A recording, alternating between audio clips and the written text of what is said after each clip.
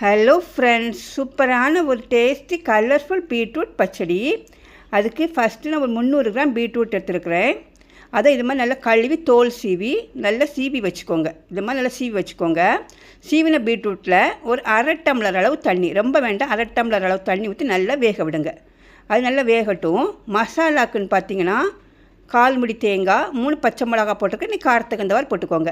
அரை டீஸ்பூன் கடுகு, அரை டீஸ்பூன் ஜீரகம், ஒரு சின்ன துண்டு இஞ்சி, ஒரு கொத்து கருவேப்பிலை, அப்புறமா ஒரு சின்ன வெங்காயம், இதெல்லாம் போட்டு நல்லா அரைச்சிக்கோங்க. மசாலா ரொம்ப பேஸ்ட்டாக தண்ணி ஊற்றி அரைக்காதீங்க, இது மாதிரி அரைச்சிக்கோங்க.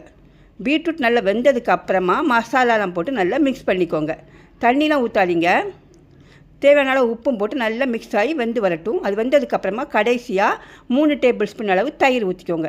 தயிர் போட்டதுக்கப்புறமா தான் கடைசியாக தாளிப்பு கொடுக்கணும். கடுகு உளுந்தம் பருப்புலாம் போட்டு தாளிச்சு இறக்கணும். அருமையான பீட்ரூட் பச்சடி தயாராகும் ஃப்ரெண்ட்ஸ். இப்படியே ட்ரை பண்ணுங்கள். நம்ம சேனல் சப்ஸ்கிரைப் பண்ணிக்கோங்க. ஓகே, பாய், தேங்க்யூ.